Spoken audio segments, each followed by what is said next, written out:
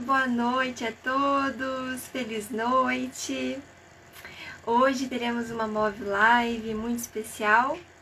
Nós teremos um convidado muitíssimo especial porque ele é um professor, o Dr. Jailson Rocha. Ele é professor, doutor em Direito da Universidade da Bahia, é mestre em Sociologia da Universidade de Coimbra. Ele é professor efetivo da Universidade Federal da Paraíba e coordenador do Observatório de Bioética e Direito Animal. Então, é uma pessoa especialíssima para falar do tema ecossindemias e relação multiespécie, que eu não sei nem dizer para vocês o que significa isso. Ele vai ter que explicar essa história pra gente, que eu sou super leiga nesse assunto. Vamos ver se eu vou sair daqui um pouco mais expert nisso.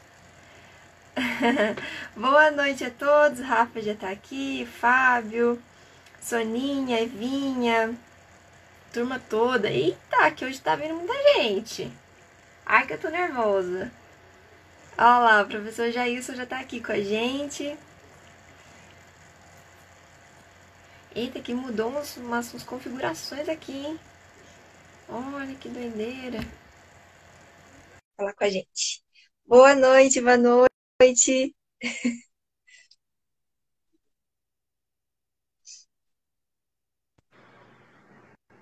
Tudo bem, professor? Oi, tudo bem? Me escuta bem? Tudo certo. Você também me escuta bem? Me vê bem? Perfeito, ótimo.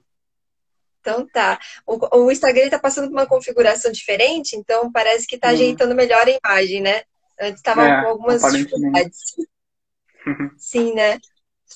Bom, vamos também dando boa noite a todo mundo que tá chegando agora.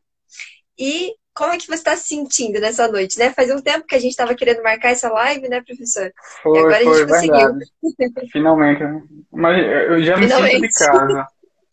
Me sinto de Ah, casa é, já com do certeza. Move. Acho que a terceira vez que estou participando. Sempre Verdade. um prazer. É verdade. Foi uma com o Rafa, né? Uma Move Live com o Rafa. Daí ia ter comigo, acabou sendo adiada por causa do Natal. E também você fez uma aula para o grupo de estudos, né, do Move. Que para Isso. quem não sabe, o Move tem um grupo de estudos. Se você está perdendo, a gente tem um grupo no Telegram, que é só acessar pela bio, a nossa bio aqui do Instagram, vai entrar um link compartilhável onde tem vários dos nossos sites e redes sociais e tem o Telegram para quem quiser entrar. Tem o grupo de estudos e aí a gente recebe alguns convidados especiais, como o professor Jailson, né? Então, vamos embora.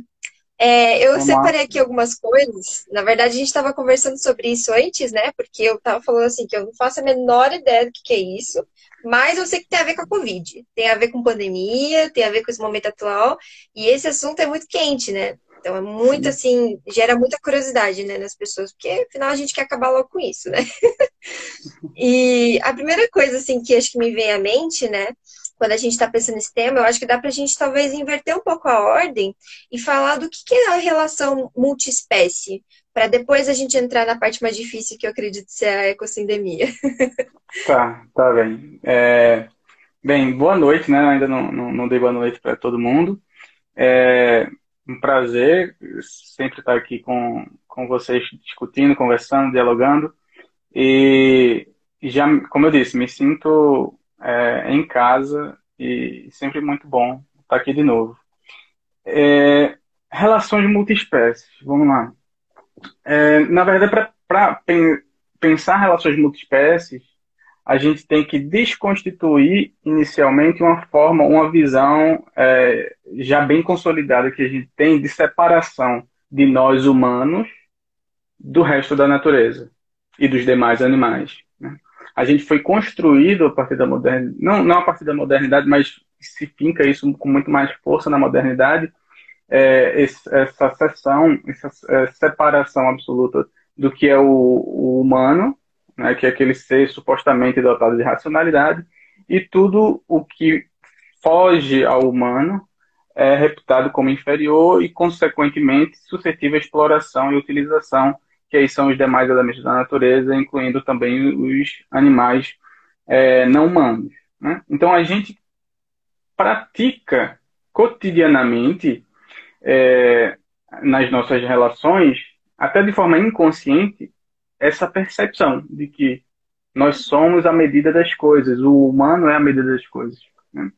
E aí a gente cria uma ideia de que o sujeito humano esse sujeito individual é o único sujeito das relações. E aí, a lógica das relações multiespécies vem justamente para desconstituir isso e afirmar que nós somos em relação a nós mesmos, os humanos, e os demais. Nós nos constituímos, até mesmo enquanto humanidade, tão somente porque a gente interage cotidianamente e estabelece relações cotidianas com uma pluralidade absurda de entidades no mundo. Note que até dentro do nosso próprio corpo habitam seres que interagem entre si e interagem conosco, os humanos. E quando eu digo que essas relações multiespécies constroem a própria noção que a gente tem de humanidade, é porque se não existissem esses próprios sujeitos que habitam o nosso corpo, a nossa flora intestinal e etc, etc, nós sequer existiríamos enquanto humanidade. Então, as relações que a gente estabelece entre espécies são condições da nossa própria existência humana e não humana também. Então, todos os nossos dias, a gente estabelece essas relações com outras espécies de forma consciente ou não. Quando você se alimenta, quando você sai na rua, quando você... enfim, quando você faz tudo na sua vida, você faz a partir dessas relações que extravasam a humanidade, né? Então, nós somos aquela ideia que eu falei inicialmente do sujeito humano, indivíduo, que se acha à medida das coisas, não existe. O que existe é relações. Relações que nós estabelecemos cotidianamente para até constituir o que é a humanidade. Em síntese, é isso. Enquanto estava falando dessa questão da nossa relação com a microbiota intestinal, né, com, por exemplo, os nossos fungos, bactérias que convivem conosco na nossa pele, por exemplo, né, eu ouvi falar de um dado, eu não sei se é correto, que é bem assustador, de que 90% da nossa matéria, que constitui a gente, não somos nós, humano. É matéria de microbiota, de bactéria, de fungo, de vírus, de protozoário, de parasita. É impressionante, né? E a gente aqui do MOV, né, que puxa também do ponto de vista espiritual as coisas, também é uma responsabilidade. Eu vou fazer só esse pequeno adendo, tá bom? É uma responsabilidade muito grande para a gente coordenar esses princípios inteligentes que estão conosco. Que a gente entende, né, que a caminhada do espiritual é do átomo até o arcanjo.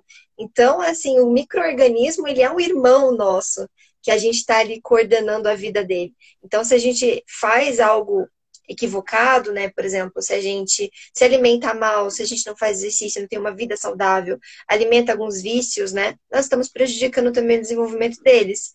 Então, é uma coisa, assim, material, né? Física, mas espiritual também. Então, o buraco é bem mais embaixo. Sim, sim, com certeza. Se a gente for mais a fundo, né, nessa lógica, a gente vai chegar à conclusão que nós, humanos, somos muito pouco dentro do nosso próprio corpo. Né? Nosso corpo é habitado por um mundo, na verdade, por vários mundos de seres. Né? E eles são tão relevantes quanto nós mesmos. Porque se eles não existissem, a gente também não existiria. Né? Então, isso desconstitui até uma ideia que a gente tem socialmente disseminada de que vírus, bactérias, enfim, todas essas entidades menores, microscópicas, elas são essencialmente vilãs. Né? Então, esse mundo asséptico de que você tem que tudo que você não vê é necessariamente um mal. Não, há micro-organismos que são fundamentais. Os processos de fermentação, a gente come pão hoje porque existe alguém fermentando para a gente. A gente bebe vinho, cerveja, enfim, uma série de alimentos porque existem micro-organismos ali trabalhando e estabelecendo relação com o que vai se tornar alimento para a gente. Né? Então, realmente é bem mais complexo do que a gente supõe. Né? Sim. Nossa, é muita coisa. Se a gente fosse falar de cada relação multiespécie que a gente faz, né? É um absurdo, assim. E que bom que a gente está começando a quebrar cada vez mais esse paradigma antropocêntrico, mostrando, né, que das coisas mais simples da nossa vida, a gente não é nada sem essas relações, né? E aí agora eu acho que dá pra gente entrar, né? Não sei se o pessoal quiser fazer pergunta, gente, não faça nos comentários, porque eu vou perder. Tem uma caixinha aí embaixo que tem, que aqui é confuso. Tem uma caixinha ali embaixo que é um boxzinho que dá pra mandar pergunta. E é bem legal, porque a pergunta aparece aqui. Então, se o pessoal quiser fazer, que o tema é bem interessante, fiquem à vontade, tá bom? Bom, a segunda parte, então, acho que dá para a gente entrar nessa parte, então, primeiro de o que que é a sindemia, antes de ecossindemia, né? E o que que isso poderia impactar a nossa sociedade, a nossa vida, a nossa saúde, agora que é um tema tão alto, né? Vamos pegar agora o que que é o mais complexo do assunto. Tá bem. Então, esse é um tema, um conceito, uma noção que surgiu ali no finalzinho, meados para final do ano passado, quando começaram a tentar compreender a pandemia de forma mais aprofundada, mas que não é um tema novo, né? Esse conceito de sindemia foi trazido no início da década de 90 por um antropólogo na medicina chamado Merrill Singer, nos Estados Unidos, quando ele fez uma análise de populações vulneráveis e que eram usuários de drogas e lá nos Estados Unidos, e ele fez uma análise dessas pessoas com base e fazendo correlações com outras doenças e condições que essas pessoas tinham, como tuberculose, HIV e etc. E aí ele chegou à conclusão de que a interação de duas doenças ou então duas condições é, potencializavam o dano à saúde do indivíduo muito mais do que só se fosse a soma de duas doenças. Por exemplo, eu tô com gripe e tô com chikungunya. É como se fosse 1 mais 1 igual a 2. Não, numa relação sindêmica, essa soma, o dano causado é muito maior do que a soma dos danos individuais, sabe? Então, tô com gripe, então teria um dano X. Eu tô com um chikungunya, eu teria o dano Y, então somando X e Y daria o dano total. Não, ele vai chegar à conclusão que em uma condição sindêmica, uma relação sindêmica de sindemia, há uma potencialização do dano à saúde dos indivíduos pela interação de mais de uma comorbidade. E essa interação não é só em relação ao aspecto biológico de saúde, mas também aspectos e fatores sociais e econômicos. E aí a gente vai aprofundando a camada de complexidade. Né? Então, numa sindemia ou numa relação sindêmica, o ambiente tem um papel de influência na potencialização do dano. Os fatores sociais e econômicos têm uma influência nessa potencialização do dano. Por isso que não é aquela soma 1 mais 1 igual a 2. O dano é muito mais gravoso ao indivíduo acometido e também aos grupos de indivíduos. Então, sindemia, em síntese, é isso. Essa interação mútua que agrava de condições de saúde e doença que agravam muito mais o dano causado a tanto a sociedade como o indivíduo. E aqui o papel do ambiente tem uma relevância muito grande nessa potencialização. E se a gente for pensar depois em casos práticos, inclusive o que a gente está vivenciando hoje, que é a Covid, a gente vai ver que as doenças, elas, quando interagem, né, a gente fala hoje, quando a gente fala de Covid, a gente fala muito de grupo de risco. O que é o grupo de risco? O grupo de risco é justamente essa potencialização através da relação entre duas comorbidades. Então, a pessoa tem diabetes e pega Covid.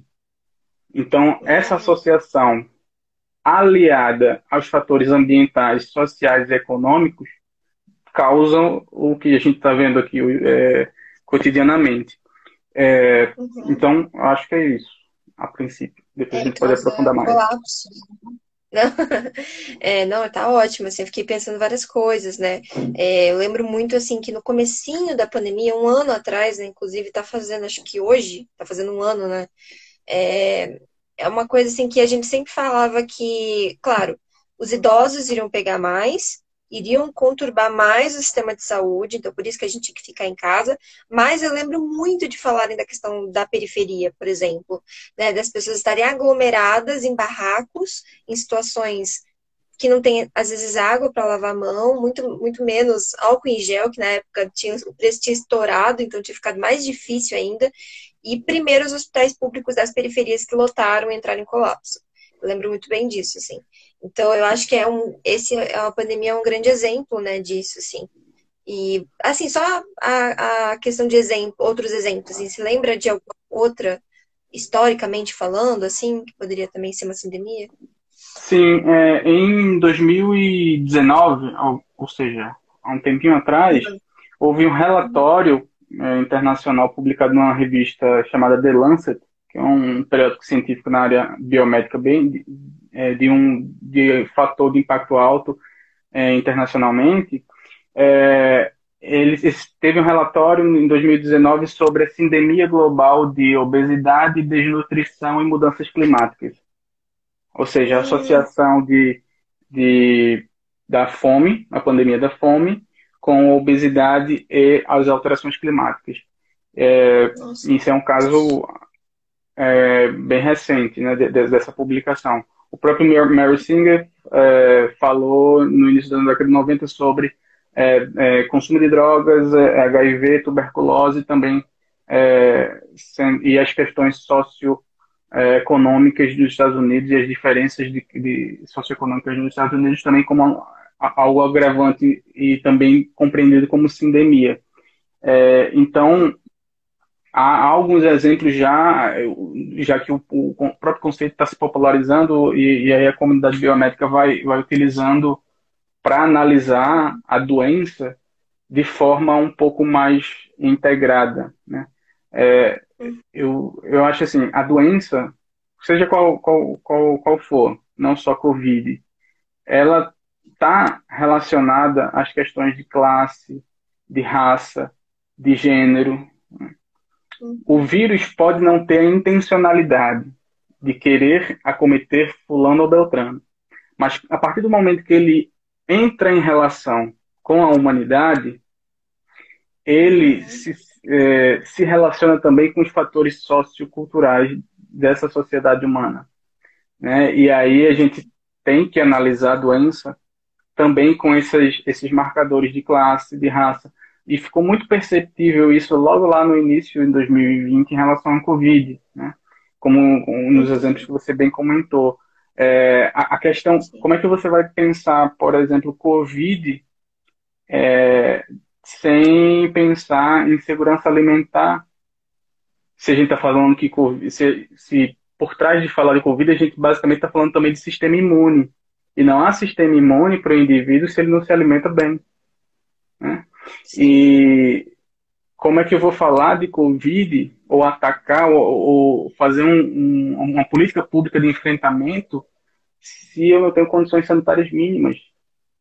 Se existe Uhum. um fragmento da população que sequer tem acesso a água e sabão para lavar as mãos cotidianamente, né? Exato. Então, claro que há um enfrentamento óbvio que todo mundo está vendo, inclusive na mídia, em relação à Covid, que é vacinação, distanciamento social, álcool em gel, lava as mãos e etc, etc. Mas há questões que são estruturais e estruturantes da nossa sociedade, em termos de desigualdade, que precisam estar também nessa conta, nessa formulação de Uhum. políticas públicas, porque não adianta eu impor a uma pessoa que ela lave suas mãos se ela nem água tem, É, né?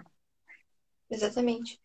E duas coisas que eu fiquei pensando também se aqui no Brasil a gente tá com 270 mil, né, que a gente passou agora, 270 mil mortes, e temos um SUS que, por mais que tenha os seus defeitos, ele cumpre a sua função, ele está fazendo um trabalho absurdo nessa pandemia, o que teríamos sido de nós se a gente fosse, por exemplo, nos Estados Unidos, né, que tinha o Obamacare, né, mas agora parece que não tem mais. Então, é um sistema que depende muito do particular, as pessoas terem que pagar para receber tratamento. Então, o que seria do nosso país sem isso? Então, existe esse fator social, né? E um outro que eu fiquei pensando também é em relação aos indígenas. Você tem uma experiência em falar da parte de colonização, né? E os indígenas já foram dizimados, né? Quando os europeus vieram aqui para as Américas, por não ter as mesmas bases genéticas de imunidade, né? E de defesa. E tanto é que eles foram o grupo um, né? Fazia parte do grupo um de imunização com a vacina. Então era uma questão cultural muito forte, né? Tinha alguns indígenas, algumas fotos que eu vi de indígenas, que eles têm alguns adereços, né, no rosto, que não dava para botar máscara. Então, como que você, né, adapta uma situação global a tribos que têm a sua herança cultural? Como que você chega e fala, não, agora você não pode usar mais isso, não importa o significado que tem, porque agora você tem que usar máscara, que você tem que se proteger, né? Então, esses fatores, assim, parece que entram dentro desse conceito de sindemia também, né? Sim, com certeza. Não deixa de ser uma violência étnica, né? A partir do momento É. que nós, ocidentais, cultuamos e cultivamos certos patógenos e saímos democraticamente, com o perdão da palavra, Uhum. democraticamente distribuindo esses patógenos à torta e à direita, né? E aí também tem uma outra questão de raça e etnia envolvida, né? Da branquitude ocidental que produz e reproduz doença e morte, né? Mas aí eu achei um capítulo para outro movie. Verdade, com certeza. E agora vamos passar então para o que. Porque a gente estava falando, né? Só para esclarecer o pessoal que está chegando, a gente estava falando de sindemia, né? Esse conceito da década de 90 que está se intensificando agora. E o que que é essa palavra do ecossindemia? Qual a diferença que a gente pode colocar assim na palavra eco, né? Agregada a isso. Sim, o Mary Singer, nos últimos trabalhos dele, mais recente, ele tem trazido à tona essa noção de ecossindemia. E até em um último artigo dele, pelo menos o último que eu li, falando de ecossindemia zoonótica. O que é isso? Para falar de ecossindemia zoonótica, a gente tem que pensar o que é zoonoses, né? Zoonoses é o resultante de uma relação multiespécie, né? São nós Uhum, humanos nos relacionando com outros animais, e, sobretudo animais silvestres, selvagens, e nesse encontro há uma troca, e nessa troca eclode uma zoonose, que é uma doença que a princípio era desse animal e passa a ser transmitida para o humano, que é o caso também da Covid e de tantos outros, Zika, Ebola, etc. uhum, Então, quando ele fala de ecossindemia zoonótica, ele está querendo chamar a atenção de que nessas relações sindêmicas, nessas sindemias, o ambiente e a forma como nós humanos nos relacionamos com o ambiente é relevante para a produção e reprodução de zoonoses, né? A Covid é uma zoonose. Então, aqui entra em cena, o eco entra em cena justamente para mencionar explicitamente a emergência da discussão sobre as questões ambientais e de como nós, humanos, a, em, ao se relacionar com a natureza de forma predatória, estamos produzindo e reproduzindo doença, né? Toda vez que há esse uhum, encontro, toda vez que a gente se topa com o outro não humano, há o risco de eclodir outras pandemias, ou outras sindemias, ou outras epidemias. E esse se topar, se encontrar do humano com o não humano, a gente tem que refletir que é uma ocupação do território não humano, né? Nós usurpamos daquele espaço que não é a priori humano, né? E aí as consequências dessa ocupação territorial é justamente a eclosão dessas epidemias, pandemias ou sindemias. né? Então, nós Uhum, produzimos o risco, né, ao explorar o outro e o espaço do outro. uhum. Não, isso tá muito de encontro com três artigos. São três? Pera, são. Dois e meio que nós temos aqui no MOV. Um deles é do Rafa, que é específico sobre o coronavírus, tá tudo lá no nosso site. E o outro é do Breno, que ele vai trazer um aspecto de doenças infecciosas em geral, e muitas delas zoonoses, né? E a relação com a domesticação de animais. Porque você estava falando, né, de zoonoses que são principalmente para animais silvestres, né? E essa relação com o habitat, mas a gente também não pode esquecer que existe também uma questão de 12 mil anos atrás, né? Onde, quando a gente começou a domesticar os animais, a gente passou a confinar eles muito próximo de nós, e criarmos espécies diferentes no mesmo local que eles não estariam na natureza, naquela posição. Então, isso facilita muito a mutação dos vírus e a contaminação, né? A infecção do ser humano. E acho que é um relatório da OMS de 2018, se eu não me falha a memória, que colocou que 70% das doenças infecciosas que nós temos hoje, modernas, né, de 50 anos para cá, são zoonóticas. Ou seja, vem dessa relação multiespécie equivocada, né? Sim. Então, a própria aquecimento global, né, a gente poderia dizer que o aquecimento global está gerando derretimento de geleira e gerando patógenos que estavam congelados há muito tempo, né? Então, olha a Sim, bagunça que a gente está se enfiando. e outra questão também que tem que ser, acredito eu, ser trazida à tona nessa reflexão é sobre o agronegócio, né? Tem até um Uhum. livro que foi recentemente traduzido do Robert Wallace que é interessante, que é sobre pandemia e agronegócio, doenças infecciosas, capitalismo e ciência. Para quem tiver interesse, pode ir buscar, que é bem interessante. É, e o agronegócio tem um papel fundamental, tem que ser dito. A forma como a gente estabelece produção, e aí produção de tanto de vegetais como de corpos de animais para fins alimentícios, é uma forma de produção de reprodução de patógenos também. E aí Sim. nós também, de novo, criamos o risco e pagamos o pato, né? No final das Uhum. contas. Uhum. Então, é também algo para se refletir, né? Em que medida o agro é tech, é pop e é tudo, né? Exatamente. Uhum. E isso me faz lembrar muito coisas que eu vou escutando na faculdade, que eu faço veterinária, e eu já escutei muito nas aulas enfim, assim, de zoonose, que eu já tive uma disciplina sobre isso, né? Que a gente tinha que saber quais eram as doenças que nós tínhamos que fazer o calendário de vacinação, né? Principalmente em bovinos e tal.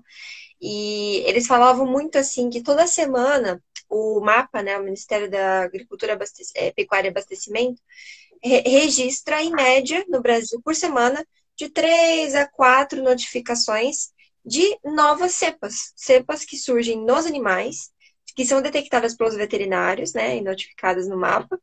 E só que ainda não tem o DNA humano. Então eles ficam monitorando essas novas cepas para saber se elas vão ficar só no animal ou se vai passar para o ser humano. E aí teve até um caso aqui em Ivaiporã, que é aqui uma cidade do Paraná, que teve o caso da H2N2, uma variante do influenza, né, do H1N1, da gripe suína, que na verdade foi uma moça da minha idade que pegou, porque ela trabalhava no frigorífico, pegou, né? Teve esse caso no passado. E essa, sim, era uma cepa que estava sendo monitorada em suínos, e aí quando ela passou a ter o DNA humano, aí o mapa, opa, essa tem potencial pandêmico, sabe? Então é justamente isso que você falou, a gente está criando o problema, assumindo o risco, e novamente a gente que paga pelas consequências, né? Muito Sim, complicado isso. e o pagar pelas consequências é distribuído não de forma isonômica na sociedade. Os grupamentos Uhum. sociais mais vulnerabilizados são os que pagam mais por esses riscos Ah, assumidos, né? exatamente. E aí, se você for pensar, refletir, por exemplo, que a população periférica no Brasil vive nos chamados desertos alimentares, que são os espaços em que eles não têm acesso a comida e segurança alimentar e comida de qualidade, e só se alimentam com ultraprocessados e comida com baixíssimo teor calórico, é, essas pessoas estão suscetíveis aos riscos inerentes desse sistema de produção, não para que elas se alimentem disso, mas para quem tem a condição de comprar carne, se alimente de carne.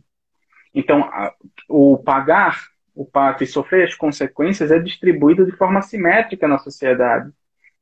E não é a classe média alta e a população rica que vai assumir majoritariamente as consequências negativas desse risco assumido, né? É a base, a população periférica, que não tem acesso à comida, já não tem acesso à comida de qualidade, né?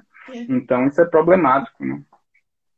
E não tem acesso também à educação alimentar, né? Saber que, de fato, o que que é um alimento saudável, o que que vai nutrir o meu corpo e o que que vai só matar minha fome, né? Então, acho que tudo isso é fator de risco. Tem uns comentários que o Rafa fez, deixa eu puxar aqui. Eu não sei qual que é o primeiro, deixa eu ver. Eu vou pegar um primeiro aqui, acho que é esse aqui. A ética antropocêntrica e utilitarista organiza a apropriação da natureza e converte num balcão de negócios, ignorando seus valores intrínsecos. Intrínseco é uma palavra-chave, né, doutor Jason? Que é uma questão, assim, muito... O Rafa fala muito pra gente no móvel desse valor intrínseco da natureza que a gente ignora tanto, né? E Sim, tem um outro comentário aqui. A eliminação de ecossistemas para a criação de pastos e zonas de monocultura agrícola aproxima de forma descontrolada animais silvestres de centros urbanos de populações humanas. Também tudo a ver com o que a gente estava falando de a gente invadir o habitat deles, né? Depois a gente se sim. assusta de ver uma jaguatirica no meio do centro urbano. Esses dias, né? Antes da pandemia, uma jaguatirica entrou dentro da USP. Acredita? Ficou 3 dias numa mata lá da USP. Acredita, né? O negócio a mata é dela, né? E aí foi muito engraçado porque o porteiro, que é uma pessoa que fica, é um guardinha, né? Ele olhou de longe a jaguatirica e ele achou que era uma onça. E aí ele começou a falar para todo mundo que era uma onça, aquelas onças pintadas enorme. E aí fecharam os portões da USP, não deixaram ninguém entrar, entraram com polícia ambiental para ver se achava o bicho. Depois de 3 dias já acharam que era uma jaguatirica desse tamanho. Mas ele achou que era uma onça. Aqui eu sou professor na UFPB, na Federal da Paraíba.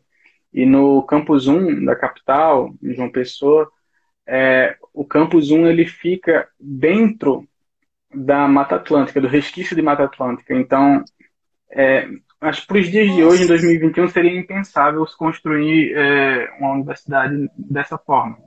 Mas a gente se Uhum. relaciona, então, o mundo de concreto, né, da universidade, cotidianamente com os resquícios de Mata Atlântica e os animais, né? Então, vez ou outra, tem uma preguiça atravessando a rua, e aí tem que ser recolocada na mata, ou então uma preguiça, infelizmente, atropelada. As relações que os animais domésticos, gato, cachorro, que geralmente Uhum. é uma tônica das universidades públicas, o abandono de gato e cachorro. Então, Nossa. os gatos e cachorros se relacionam com os animais da mata. E, de novo, aquela lógica, humanidade, assumiu o risco de produzir um mundo de concreto dentro do mundo deles, né? A preguiça não tem culpa de ser Uhum. atropelada porque ela está no lugar dela. Eu que não estou no meu lugar, né? Uhum. Perfeito, exatamente. Deixa eu ver, tem mais dois comentários aqui, um do Murilo.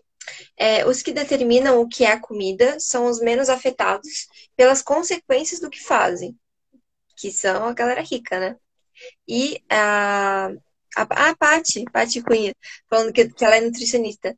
Ela tá falando que educação alimentar é fundamental em todos os níveis, mas especialmente para moradores da periferia. É um direito.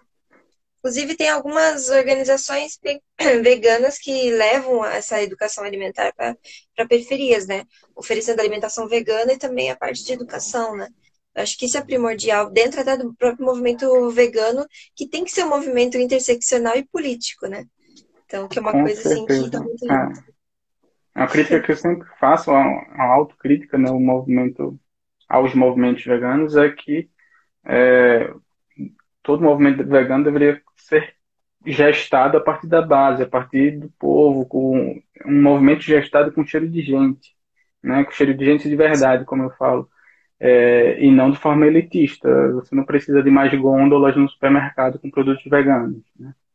Se toda a natureza, a multitude de vegetais que a gente visualiza na natureza é essencialmente vegana, né?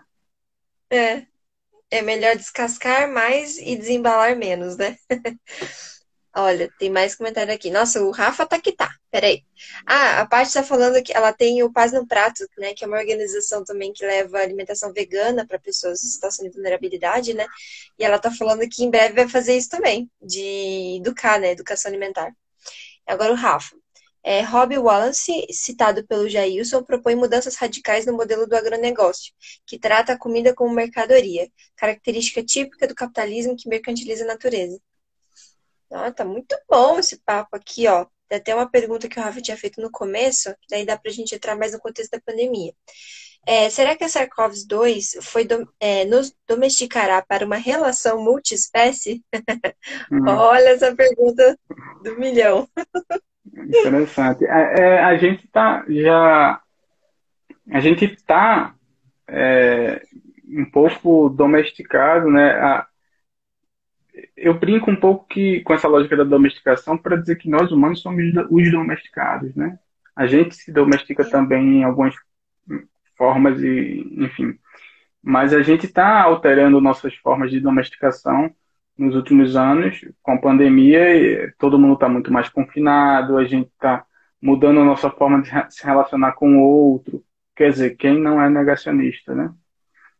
Uhum, E também as estruturas de governo não negacionistas. Mas a gente já está mudando um pouco. Não sei até que ponto isso aí vai ser estrutural para o futuro, né? Eu, às vezes, tenho um realismo pessimista de achar que de pós-pandemia as coisas não vão mudar tanto assim na estrutura da sociedade, né? Porque eu acho que não é uma pandemia ou um vírus que altera a sociedade, né? A gente agora está numa condição de confinamento, de medo, de solidão, enfim, mas quando tudo isso passar e a gente olhar para trás, talvez a gente veja o passado como um grande pesadelo e a gente acordou e a vida pode seguir. Esse é o grande receio e a gente tem que ter a reflexão e a crítica para não deixar isso acontecer, né? uhum, De aprender com os erros, aprender enquanto sociedade mesmo. Aprender com os erros e tentar construir um horizonte utópico para um futuro que seja menos violento, né, conosco e com os outros humanos e não humanos. uhum. Isso que é o grande desafio pra gente, né? Eu tinha muita essa esperança no começo da pandemia. Todo mundo tinha, né? No hashtag Fica em Casa. E todo mundo vendo aqueles animais maravilhosos, né? Tomando conta dos centros urbanos, uma coisa louca.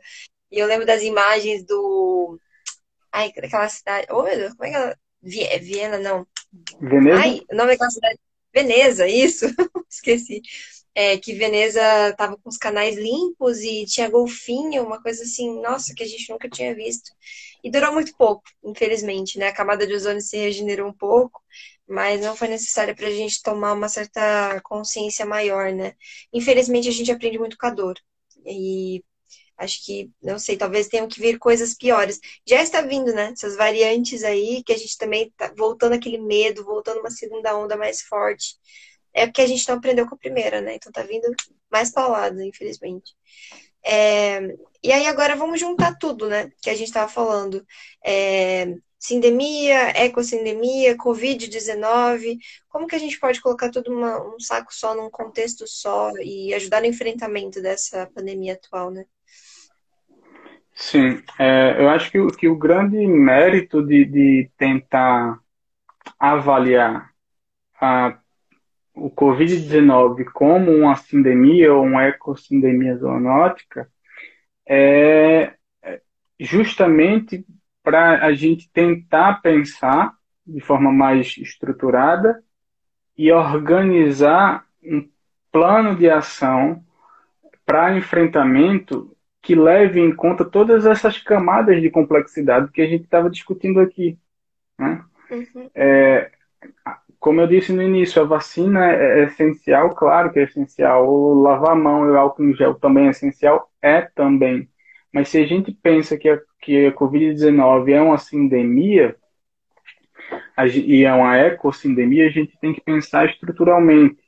A gente tem que pensar que pessoas não têm acesso à segurança alimentar, pessoas não têm acesso a condições mínimas sanitárias, pessoas não têm o mínimo para conseguir enfrentar ou se resguardar da pandemia, né? Então, ao analisar de forma sindêmica a Covid-19, a gente consegue ir de forma um pouco mais estruturada nesse enfrentamento e criar políticas públicas e institucionais que sejam um pouco mais complexas, né? Nesse sentido, fica bem complicado no contexto que nós vivenciamos hoje com o governo federal. E aí é algo que tem que ser que acho que já está muito claro há muito tempo para muita gente, né? Não para todo mundo, mas para muita gente. O governo federal sequer lida com a Covid-19 como pandemia, que dirá como sindemia, que dirá como ecossindemia zoonótica, né? Mas há exemplos de outros governos que têm, de outros países que têm lidado com a Covid de uma forma um pouco mais complexa e estruturada. Se a gente pensa que a nossa sociedade é uma sociedade capitalista essencialmente assimétrica, em que as pessoas têm acesso e condições diferentes, né? E aí vem a crítica ao capitalismo e etc, etc. A gente tem que enfrentar a pandemia tomando em conta essas assimetrias. Então, há de ter, por exemplo, políticas públicas e institucionais voltadas para as pessoas em situação de rua, né? O que me parece que nunca houve no nível federal pelo Executivo Federal. Um pensamento mínimo em relação a isso. O que há são pessoas que estão no fronte, na resistência política há muito tempo, antes mesmo de pandemia existir, e que estão dando assistência a essas pessoas. Estão criando projetos de extensão nas universidades para doar sabão, para criar locais para higienização dessas pessoas, etc. Mas quando a gente pensa que Covid-19 não é pandemia, como o próprio editor do The Lancet, no final do ano passado, propôs no artigo que que Covid-19 não é pandemia, é sindemia, é nesse sentido que a gente tem que atacar igualmente as estruturas sociais assimétricas e essas distorções, da mesma forma que a gente enfrenta a Covid-19 no que diz os aspectos de enfrentamento biomédico. Então, vacina deveria estar no mesmo patamar de estrutura de política pública que essas políticas sociais. Uhum. Sim. Só para complementar, então, tudo que você está falando, o Rafa fez uma pergunta. O bem viver é um exemplo de superação desse modelo predatório? É bom se explicar o que é o bem viver, para as pessoas todas entenderem. Tá, o bem viver, de forma bem resumida, é uma forma de conceber a vida e as relações que nós estabelecemos nesse mundo com base em pensamentos andinos e ameríndios aqui na nossa América Latina, e que tenta mudar a chave analítica para pensar o que é bom para viver de fato, quais são os valores que são interessantes de serem disseminados em sociedade. E aí tenta estabelecer uma forma totalmente diferente de relação com a natureza, por exemplo. Eu falei lá no início da conversa que a gente criou essa ideia de separação do homem da natureza, né? Do humano e do não humano. Na lógica do bem viver, não há essa separação, há uma articulação uma sinergia entre o humano e o não humano. E aí não tem sentido, em certo aspecto, essas lógicas de exploração econômica da natureza, ou esse neo-extrativismo. Então, a, é bem verdade que aí eu estou falando de forma bem genérica, porque bem viver, na verdade, tem várias versões desse bem viver na América Latina, mas todas elas levam em consideração essa relação com a natureza de uma forma não predatória. E aí, nesse sentido, sim, acho que a resposta à pergunta de Rafa é positiva, que o bem viver pode ser uma das possibilidades de entrada para estabelecer uma relação não predatória com o não humano e com as demais entidades da natureza. Não é a única, né? Cada localidade pode construir. A lógica das agroflorestas ou da agricultura familiar, o próprio MST é um exemplo também de possibilidade de se relacionar com a natureza, tendo em conta que a natureza é um agente que se relaciona com um agente, né? Uhum. Então, há vários microexemplos ao longo do globo de tentativas já de ruptura com essa lógica ocidentalizante de exploração da natureza, né? São microexemplos que são atuais, porque a gente, quando pensa, qual é a alternativa, joga sempre a responsabilidade para o futuro. E o futuro nunca existe, porque o que existe é a materialidade do presente. Então a gente meio que se desresponsabiliza ao jogar para o futuro. Quando na verdade não, já existe no presente, atualmente, agora enquanto a gente está falando, exemplos de ruptura com essa lógica e que são exemplos profícuos de relações que são não danosas, digamos assim. Uhum. Perfeito. Rafa, tô até agradecendo aqui, porque eu tô entrando em contato há pouco tempo, né? Entrei em contato com assuntos como direitos da natureza, o bem viver, e eu tô bastante impressionada, assim, com as coisas que eu tenho lido, e quero muito ler até um livro que é O Bem Viver, o nome, que o Rafa tem falado pra gente, e eu acho que vai abrir muito os meus olhos para isso. Tem uma pergunta do Vini. A gente pode até responder junto, ó. Os antibióticos usados pela pecuária poderiam causar graves doenças devido às superbactérias? A gente responde junto, que eu tive essa matéria já. Sim, pode responder então, fica à vontade. Aí dá para ser complementando.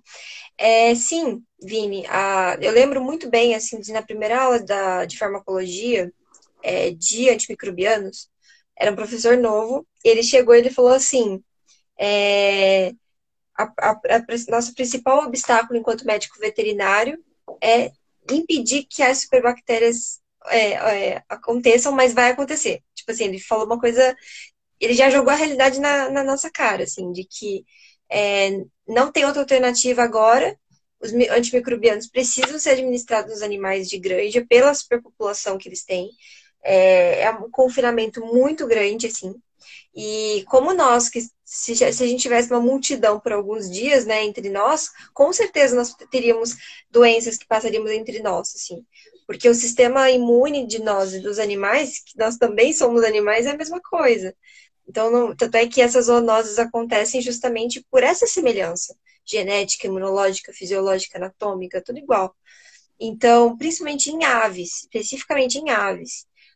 Nós não administramos hormônios, nós, né? A comunidade veterinária não administra hormônio. Isso é uma falácia, isso realmente dá para desmentir, porque não tem como fazer efeito em pouco tempo. São 40 dias até o abate. Então é muito pouquinho tempo para chegar no músculo e fazer o efeito que tem que fazer. Então os anabolizantes são usados somente em bovinos, né? Que são 2 anos e meio, 3 anos até ser abatido. Então tem um tempo razoável. Agora, para aves, é antimicrobiano justamente para não só terapia, né? Porque pode ter um animal doente e vai usar como uma terapia de tratamento, mas também como profilaxia de doença, ou seja, prevenir doenças que podem acontecer na granja, como também de aumento da massa muscular. É uma explicação mais confusa, mas em geral é só para tentar diminuir a microbiota intestinal e fazer com que o animal absorva mais nutrientes e com isso ele vai engordar um pouquinho mais. Então é usado e é indispensável. infelizmente, é indispensável. E aí, na questão do leite e dos frangos de corte, acaba ficando sem resíduo, por mais que a gente tenha que respeitar o período de carência, acaba ficando esse resíduo, e que a longo prazo, uma pessoa consumindo isso anos e anos da vida dela, ela vai gerar problemas. E até, inclusive, a própria OMS já declarou que hoje a principal pandemia no mundo são as doenças cardiovasculares, né? É o que mais mata, câncer e doença cardiovascular, mas que daqui 10, 15, 20 anos é o que vai matar são as superbactérias. Então, como que a gente evita isso? Não consumindo esses produtos. Porque quando a gente consome, é como se a gente estivesse colocando pequenas doses de antibiótico em nós, e os antibióticos vão gerar resistência, né, das bactérias. Então, vai facilitar que uma bactéria um pouco mais, que já sofreu algumas mutações e ela é mais resistente, você não consiga ter capacidade de combatê-la. Então, ela vai predominar no seu corpo e vai causar essas infecções super graves, assim. É uma coisa pra gente temer daqui a alguns anos, né? Mas dá pra gente tentar fazer algo hoje. Então, sim, tem É, relação. E eu acho que seria uma sindemia também, né? O que você acha? sim, com certeza. E note como é conceitualmente incoerente, né? A gente cria um sistema carnista consciente que esse sistema carnista vai chegar ao ponto de nos matar. E a gente, Exatamente. consciente Nossa. disso, a gente opta. A gente, quando eu digo a gente, eu estou falando de um segmento muito específico da sociedade e da sociedade capitalista. Claro que eu não estou dizendo que sou eu ou você, né? Então a indústria capitalista conscientemente opta sabendo das consequências. É, é bizarro. A gente cria um sistema de morte. E é um sistema de morte para não humanos e para humanos e para o Uhum, ecossistema, né? uhum. Essa grande mãe, né? Nossa mãe terra. Bom, eu acho que a gente tá tudo bem, né? Acho que a gente conseguiu, deu uma boa pincelada, que é um assunto tão vasto, né? Se você quiser falar as suas últimas considerações, quiser tratar de algum outro exemplo, quiser falar mais alguma coisa, a gente ainda tem um tempinho, tem uns 8 minutos. 8 minutos. É, Uhum. eu queria aproveitar que tem esses 8 minutos e já que a gente, ao discutir ecocinemia, a gente tratou da Covid, eu acho sempre bom pontuar para não parecer que a gente está instrumentalizando a pandemia para discutir uma determinada temática, né? E aí eu acho sempre bom nesses espaços, nesses momentos, a gente lembrar, primeiro, sentir pelas mortes, né? Sentir pelas mortes de pessoas, das pessoas, não são números, né? E também saudar as vidas que conseguiram enfrentar e superar a pandemia e o governo federal, Uhum. né? Porque sejamos francos, assim, não, o Brasil não é exemplo para o mundo nos últimos tempos. Então infelizmente, a gente não aprendeu a enfrentar a pandemia. Ele só está pensando em reeleição e é isso mesmo. Mas eu Sim, acho que a gente, para finalizar, eu acho que a gente tem que pontuar isso em respeito às famílias e às pessoas que perderam as vidas nesse momento que é duro, que está sendo duro para todo mundo, né? Mas também não abaixar a cabeça e achar que está tudo perdido, né? Eu sempre costumo lembrar de Mário Quintana nessas horas, quando ele fala lá que aqueles lá que estão atravancando o nosso caminho, eles passarão e nós passarinho, né? Então isso vai passar e a gente vai passarinho. exatamente. Ai, que bonitinho. Ótimo jeito para a gente finalizar essa live. Eu estou muito feliz, assim, muito agradecida por você ter aceito esse convite mais uma vez, né? Terceira vez aqui pelo Move. Com certeza já sinta-se em casa com a gente. Pode vir sim mais vezes, pode sugerir tema. Eu acho que é muito, muito legal essa troca, assim, porque são os nossos universitários que a gente brinca, né? Que são pessoas realmente especialistas no assunto para falar daquilo que a gente não entende, né? Então, assim, quiser falar mais alguma coisinha aí a gente encerra. Eu que agradeço novamente pelo convite. Assim, eu venho com prazer, porque de fato não é da boca para fora que eu falei que eu já estou me sentindo em casa, porque eu me sinto de fato em casa, porque eu me sinto acolhido e é prazeroso. E eu não gosto de estar em lugares que não são prazerosos, né? Eu costumo não estar em lugares que não aceitar estar em lugar que não é prazeroso. Então, se eu estou aqui é porque é um espaço que me é caro e eu fico muito, genuinamente feliz de estar aqui. E já espero ser convocado para a próxima. O Roberto até falou assim que, cadê? Deixa eu pegar aqui o comentário dele. Gratidão, contando os dias para aprender mais com o Jailson no Mov Talk. Nós já temos um quarto convite, meu Deus do céu. Depois passa a data aí, Roberto, pessoal, sabendo que o Roberto é nosso especialista do Mov Talk. Mas muito obrigada e muito obrigada a todo mundo que esteve com a gente, que fez suas pontuações, comentários. E a gente te espera para outros encontros, com certeza, viu?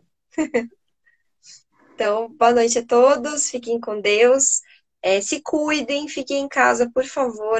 Não é brincadeira isso que a gente está falando. Não são números, como você comentou, né, Jailson? São vidas que estão se perdendo. Você pode ter se cuidado todos os dias, mas numa saidinha, numa tocada assim no nariz, assim, pronto. Acaba com o trabalho de todo esse ano que a gente passou. Então, se cuidem, por favor. Cuidem da família de vocês e tomem a vacina. Se já forem na hora, né? Tomem a vacina. Valorize a ciência do nosso país e do nosso mundo, tá bom? Obrigada, Jailson, mais uma vez. Boa noite a todos, fiquem com Deus. Até a próxima, gente. Tchau, tchau. Obrigado, tchau, tchau.